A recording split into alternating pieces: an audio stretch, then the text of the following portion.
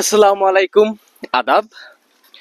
আজকে আমরা কথা বলবো metropolitan university centre for strategy and policy innovation কর্তৃক পরিচালিত প্রজেক্ট ঘাসফুলের আরেকটি প্রতিবেদন নিয়ে। এই প্রজেক্টটি যারা পরিচালনা করেছেন ওনাদের মধ্য থেকে একজন প্রজেক্ট লিড মাহিনুর রহমান পামেল ভাইয়ের সঙ্গে। ভাই, আপনি কেমন আছেন? আলহামদুলিল্লাহ ভালো। তুমি কেমন আছো? ভাই, আমিও ভালো আছি। প্রথমেই জানতে চাচ্ছি, এই প্রজেক্টটি পরিচালনা করার চিন্তাভাবনা কিভাবে আপনাদের মধ্যে এলো?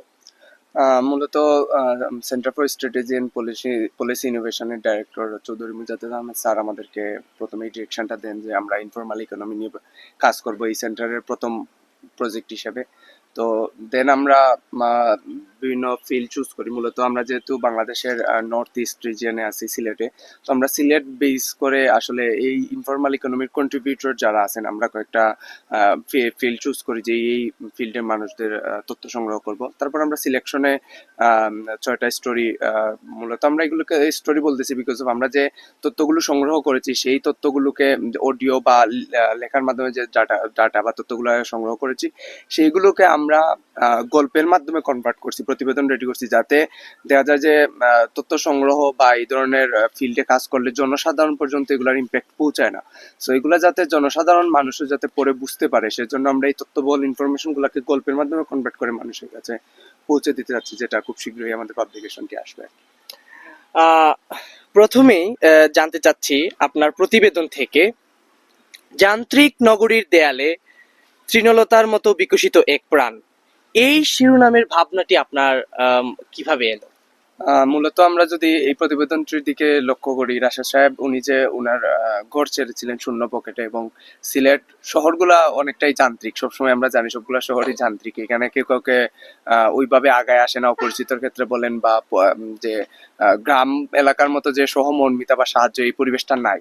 সো উনি প্রথমে আসেন সিলেটে শূন্য পকেটে, এসে হচ্ছে কি একটা হোটেলে চাকরি করেন কিছুদিন। হোটেলে চাকরি করার পরে উনি চিন্তা করেন যে উনি যেভাবে ঘর ছেড়ে এসেছিলেন উনার উচিত কিছু করে ঘরে ফিরা, কারণ ওই যে মনোমালিন্য নিয়ে ঘর থেকে বের হয়ে এসেছিলেন, সেই ইয়াকে সামনে রেখে উনি একটি মানে ঋণ নিয়ে ক্ষুদ্র প্রচেষ্টায় চালু করেন উনার ভাসমান খাবারের দোকানটা, এবং ধীরে ধীরে এই খাবারের দোকানটি বড় হয়, আয় রোজগার বাড়ে। ওইখান থেকে উনার যে বাড়িতে যে রেখে এসেছিলেন উনার ওয়াইফ এবং সন্তান, তাদেরকেও সিলেট শহরে নিয়ে আসেন, একটা নিজেদের থাকার একটা অবস্থান হয়, এবং এই খাবারের দোকানের উপর ডিপেন্ড করেই এখন উনার আয় চলছে। তো এই জিনিসটা আমি মূলত এই জায়গা থেকে আসছে যে শত বাধার পরেও উনি যে অতিক্রম করে নিজে একটা অবস্থান তৈরি করেছেন, সেই চিন্তা থেকে আর কি এই শিরোনামটি দেওয়া। ধন্যবাদ। এবারে জানতে চাচ্ছি, আপনার প্রতিবেদনের যে চরিত্র রাশেদকে আপনি শ্রমজীবী নাকি উদ্যোক্তা, কোন পরিচয়ে দেখতে বেশি স্বাচ্ছন্দ্য বোধ করেন? ইনফরমাল ইকোনমি বা অনানুষ্ঠানিক অর্থনীতির কন্ট্রিবিউটর যারা আছেন তাদেরকে বেশিরভাগ সময় শ্রমজীবী হিসেবে বলা হয়, তবে আমি রাশেদ সাহেবকে উদ্যোক্তা হিসেবে দেখতে চাই, কারণ এখানে উনার যে প্রতিবেদনটি আমরা সংগ্রহ করতে গিয়ে দেখেছি, উনি যে উনার পুঁজি ছিল না, যে সেই শূন্য পকেটে এই যে পুঁজিটাই উনি ঋণ করে এখানে ইনভেস্টমেন্ট করেছেন, সেটা কম সংখ্যক হলেও এটা একটা আমি বলবো যে রিস্ক, এবং পাশাপাশি উনার যে অবস্থান সিলেটের মতো নতুন জায়গায় এসে এরকম একটা উদ্যোগ নিয়ে সেটাকে প্রতিষ্ঠিত করেছে ওনার ভাসমান খাবারের দোকানটি। সো আমি ওনাকে উদ্যোক্তা বলতে বেশি স্বাচ্ছন্দ্য বোধ করি।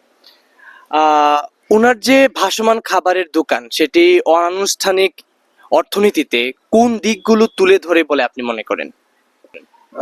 রাশেদ সাহেবের যে খাবারের দোকান, ওইটা আসলে অনানুষ্ঠানিক অর্থনীতির, আমি যদি বলি যে সামাজিক নিরাপত্তা কাঠামোর বাইরে থাকা, অনিশ্চিত আয়, এবং আমরা এখানে দেখি যে শুধু রাশেদ সাহেবের একার পরিশ্রম না, প্রতিবেদনটিতে উঠে এসেছে যে পারিবারিক একটা সম্মিলিত পরিশ্রম এখানে আছে, এবং যেটা ইকোনমির ক্ষেত্রে যেটা বড় ইয়া হচ্ছে গিয়ে ট্যাক্সের আওতার বাইরে থাকা। সো যার কারণে আমার কাছে মনে হয় যে রাশেদ সাহেবের এটা ইনফরমাল ইকোনমির ইয়ার মধ্যে পড়ে। ওনার প্রতিবেদনে আমরা একটি জিনিস দেখতে পাই যে তার স্বাধীনতার ধারণা, উনি যখন চায় দোকান খুলতে পারে, যখন চায় বন্ধ করতে পারে। এই বিষয়টি কেন এই প্রতিবেদনটিতে গুরুত্বপূর্ণ হয়ে উঠেছে? আসলে এই প্রজেক্ট আসল পরিচালনা করতে গিয়ে শুধু রাশেদ সাহেবের ক্ষেত্রে না, অন্যান্য ক্ষেত্রে রিক্সা চালক বা আদার্স যে কন্ট্রিবিউটর যারা আছেন ওনাদের ক্ষেত্রে আমরা দেখেছি যে এই স্বাধীনতা ফ্রিডমের বিষয়টা উঠে আসছে বারবার। তো এখানে রাশাদ সাহেবের এই বিষয়টা গুরুত্ব পাইছে, উনি এটাই বলতে চাচ্ছেন যে মূলত ইনফর্মাল ইকোনমি যারা আছেন তারা কেন এই কাজে স্বল্প আয় থাকলেও কেন এই কাজে আসলে সম্পৃক্ত হতে চান বা কেন স্বাচ্ছন্দ্য বোধ করেন। কারণ ওনারা স্বাধীন, ওনাদের কোনো কর্তৃত্ব নেই, ওনারা যখন ইচ্ছা চাইলে দোকান খুলতে পারেন বা কাজে যেতে পারেন, ইচ্ছা অসুস্থতা থাকলে ব্রেক দিতে পারেন। সো যতই বাধা বা একটা অর্থনৈতিক একটা চাপ থাকুক না কেন, ওনারা এই স্বাধীনতাটাকে এনজয় করেন। আহ ধন্যবাদ। আপনার প্রতিবেদনে রাশেদ সাহেবের স্ত্রীর ভূমিকা গল্পে খুব শক্তভাবে উঠে এসেছে। তো এই অবদানটা আলাদা করে তুলে ধরার প্রয়োজন কেন মনে হলো? আসলে রাশেদ সাহেবের এই গল্পের ক্ষেত্রে বা ইনফরমাল অনানুষ্ঠানিক অর্থনীতিতে নারীদের যে অবদান, এই জায়গাটা আসলে সবসময় একটু মানে অদৃশ্য রয়ে যায়। এখানে রাশেদ সাহেবের ওয়াইফ যে উনাকে আসলে সহ উদ্যোক্তা হিসেবে আমি বলতে চাই। কারণ হচ্ছে গিয়ে দেখা যায় যে রাশেদ সাহেব যখন আস্তে আস্তে ব্যবসার পরিধি বাড়ে, উনার ওয়াইফ এবং ছেলে মেয়েদেরকে যখন সিলেটে নিয়ে আসেন বাড়ি থেকে, তখন দেখা যায় যে কাজের যে প্রেশার বাড়ছে, উনি একা সবকিছু ম্যানেজ করতে পারেন না। তো উনারা মানে স্বামী স্ত্রী দুজনে মিলে রাতে কাঁচামাল তৈরি করেন, সকালে এগুলো প্রস্তুত করেন এবং রাশেদ সাহেব এগুলো দোকানে নিয়ে এসে বিক্রি করেন।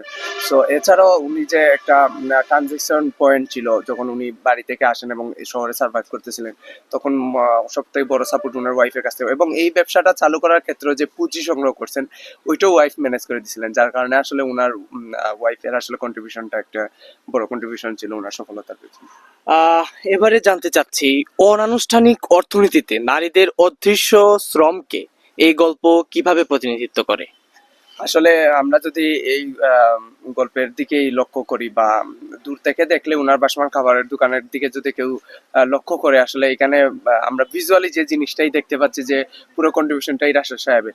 কিন্তু আসলে আমরা যখন এই তথ্যগুলো সংগ্রহ করতে যাই তখন আসলে উনার যে উত্থান, হ্যাঁ উনার উত্থানের দিকে আমরা যদি লক্ষ্য করি তখন দেখা যায় যে একটু আগে আমি যেটা বললাম, উনার দোকানের যে গাড়িটা যখন কিনবেন, যে বাসমান দোকানের যে গাড়িটা আছে যেটার উপর উনি খাবার বিক্রি করেন, ওইটার জন্য যে পুঁজি উনি জোগাড় করতেছিলেন ওইটাও উনার স্ত্রীর উদ্যোগে সংগ্রহ করা।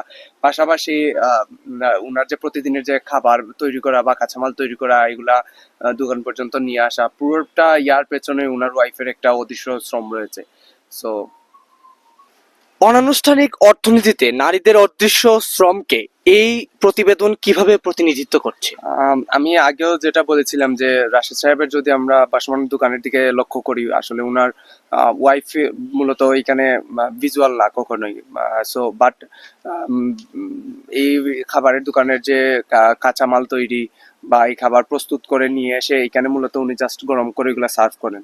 সো পুরো প্রক্রিয়ার পেছনে উনার ওয়াইফের একটা বৃহৎ অবদান আছে। পাশাপাশি অর্থনৈতিক দিকেও যদি আমরা লক্ষ্য করি, আগেই বলেছিলাম যেটা ওনার খাবারের দোকানের যে উদ্যোগ যখন নেন তখন যে পুঁজির দরকার ছিল ওইটা ওনার ওয়াইফ ম্যানেজ করে দেন।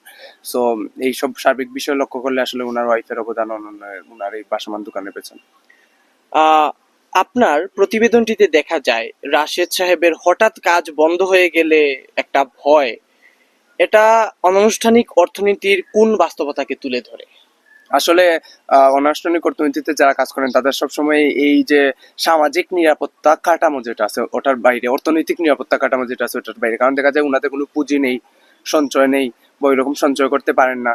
সো বিভিন্ন ধরনের প্রাকৃতিক প্রতিকূলতা হোক, সামাজিক অর্থনৈতিক প্রতিকূলতা আসলে ওনাদের আসলে আয়ের সুযোগটা বন্ধ হয়ে যায়। সো এই যে একটা ইনসিকিউরিটি, শুধু রাশেদ সাহেব না, ইনফরমাল ইকোনমির যারা আছেন সবারই এই ইনসিকিউরিটিটা বা এই রিস্কটা থেকে যায় সবসময়।